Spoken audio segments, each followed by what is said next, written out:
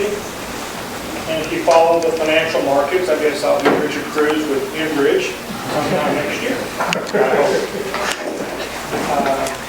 There was an acquisition announcement a couple weeks ago. Enbridge is buying Spectra Energy, and it's made everybody really excited. Thank you for the invitation to speak here. It's always nice to come to New England, especially in the fall. I am not. Haven't figured that out. This speech will tell you that. But, New England at this point is about 20 degrees cooler in Houston, so it's always nice to come up here. Not so much in December, though. Maritimes and Northeast, Algonquin gas transmission are two of the assets that Spectra Energy owns in New England. They're interstate pipelines. We transport gas. We don't sell gas. That's the responsibility of our shippers to acquire it and to move it to New England. Maritimes and Northeast was built about 10 years ago. It has the capacity to bring down from Canada approximately 800,000 a day of natural gas, decatherms of natural gas. Initially, it was offshore Canadian gas. In the most recent years, it's been LNG imports that have come into Canada and has moved down. Algonquin gas transmission has a long history in New England. It was constructed almost 60 years ago. And for the first 50 years of that, the saying was, you were at the end of the pipe in New England. We're the very tip of the pipeline system because the pipeline network started in Texas, worked its way up through the Middlesex and ended here in Boston, in Rhode Island. And as a result, people felt like everybody else had better access to natural gas. Maritimes changed that for 10 years. You were at the beginning of the pipe. But with the increased demand for the huge reserves that have been found in the Midwest, that has flipped again.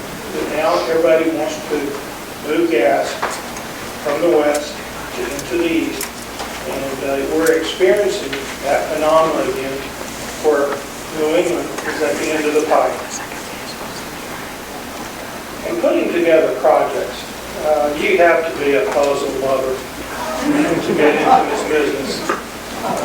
You have a box, I forget, say 1,000 pieces, you dump them on the table, and you're not even sure what it looks like when you start off, but you start trying to put it together.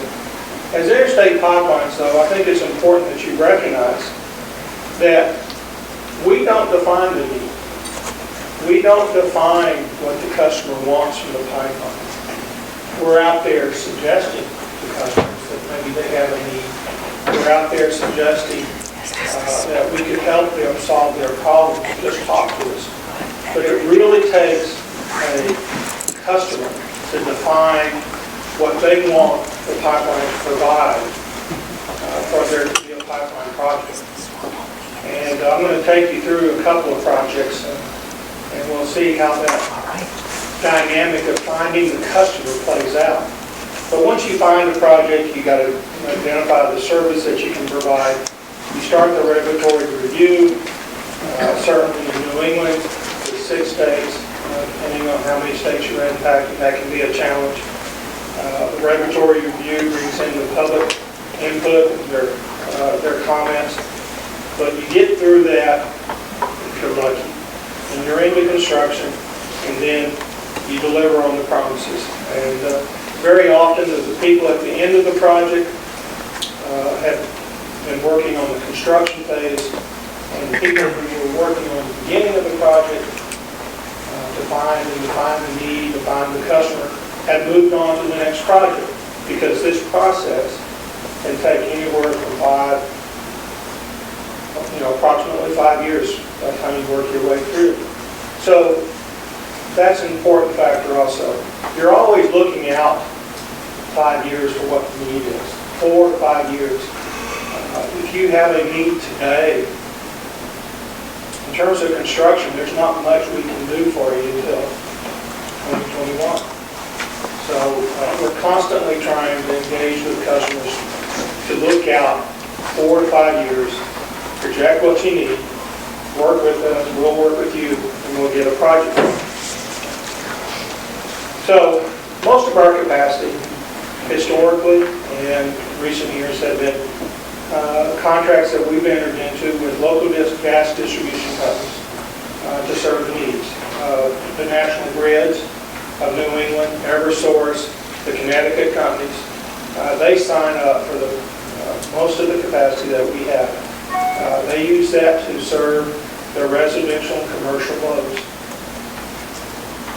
2 of the projects that we have underway currently that are serving local distribution needs are the AIM project, which is currently in construction. It started probably in 2013 when the marketing people first came out trying to find if people were willing to support a project. It went through a regulatory process of about 2 years, a year and a half, and it's been in construction for 2 years.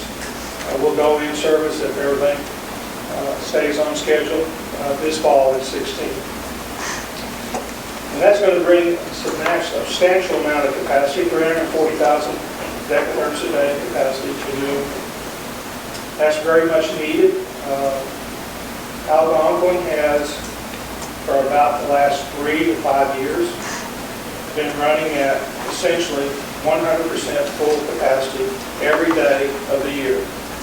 Not just in the winter, not just in the shoulder months, but in the summer months.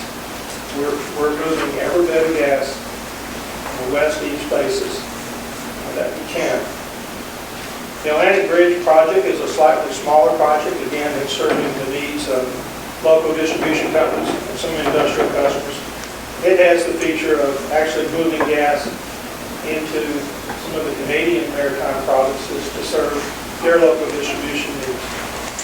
They're reaching back to the Marcellus to get gas supplies instead of relying on imports.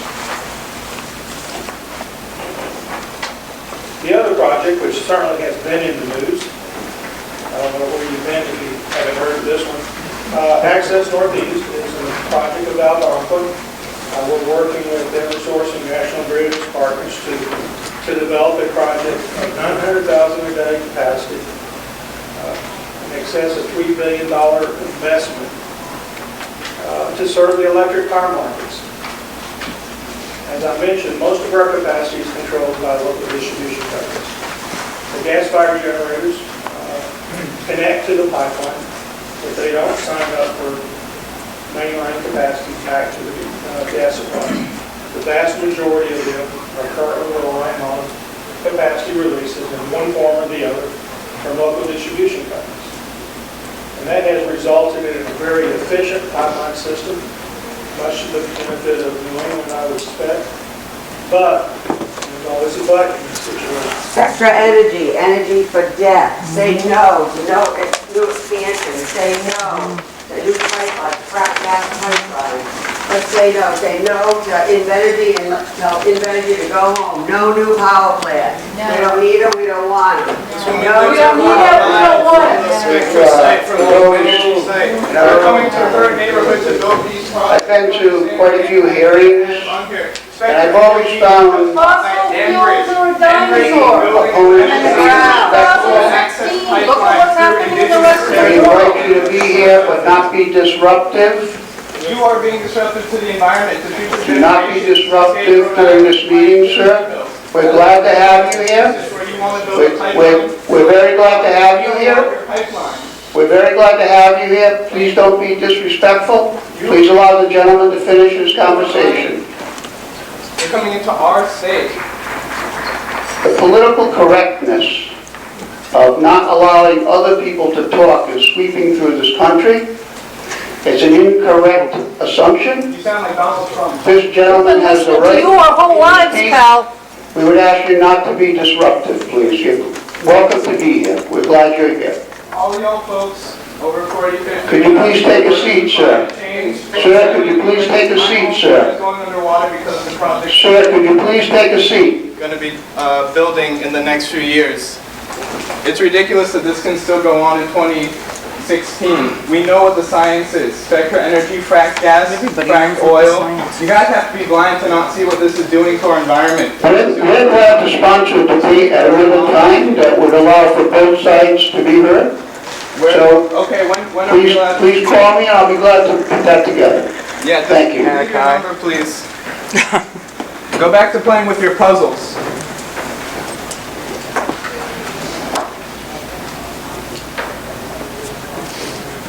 All right.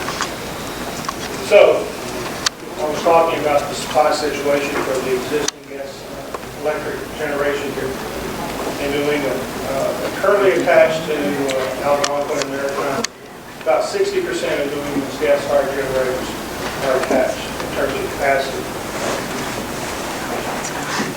They account for approximately 50% of the electricity that's being generated by us. So 50% of that electricity is being supplied because of the FERC rules, the FERC tariffs, under contracts that can be interrupted and will have to be interrupted in order to serve the primary customers of the local distribution companies. So the significance of that is 50% of the electricity is being fueled by natural gas that's being transported on an interruptible basis.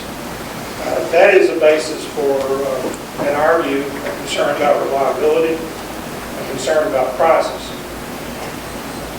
This chart illustrates that statement. As you can see, during the summer months, when the LDC needs are at the lowest, gas-fired generation uses a significant amount of capacity on the pipelines on Algonquin, and that drops as you go into the winter months.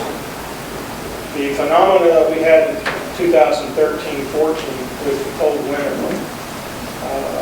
is directly related to the LDCs calling their capacity back to serve their core customers. The generators, in order to get gas, had to raise the prices they were willing to pay, which translated into higher electric prices. So it all goes together.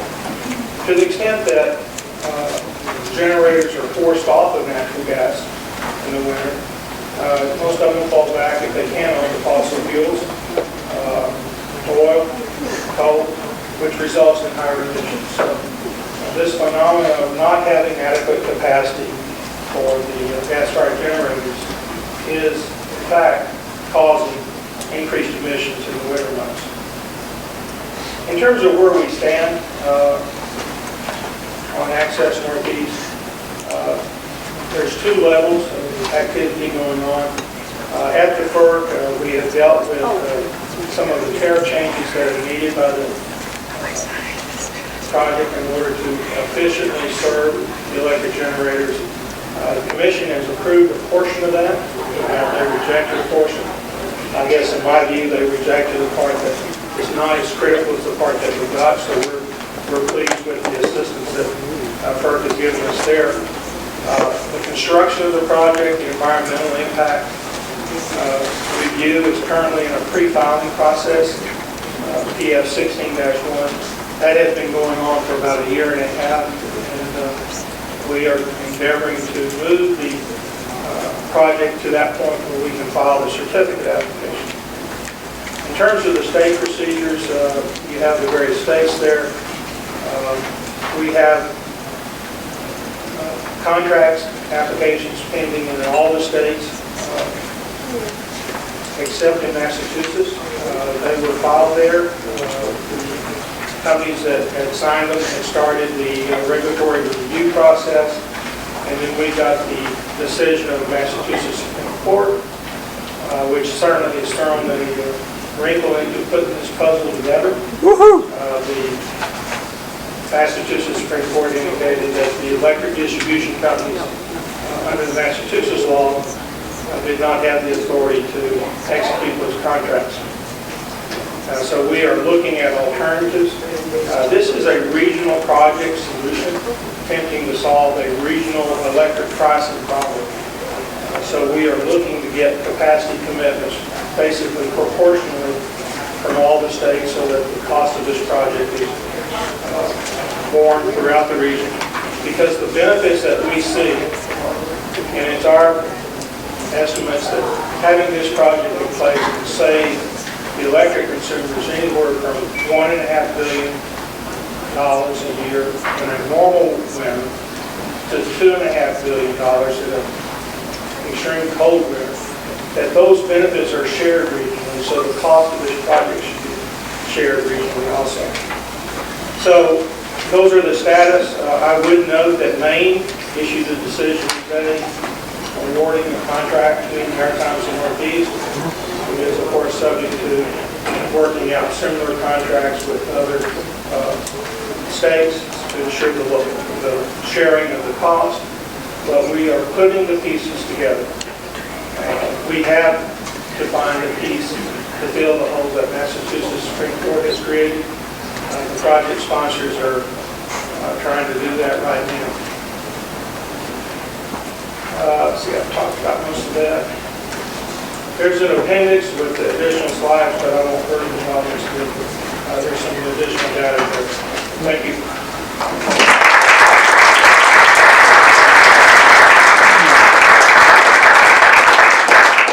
You won't build Access Northeast, you won't build Dakota Access. Stop naming your pipelines after indigenous nations on the land you're building it through. That's right.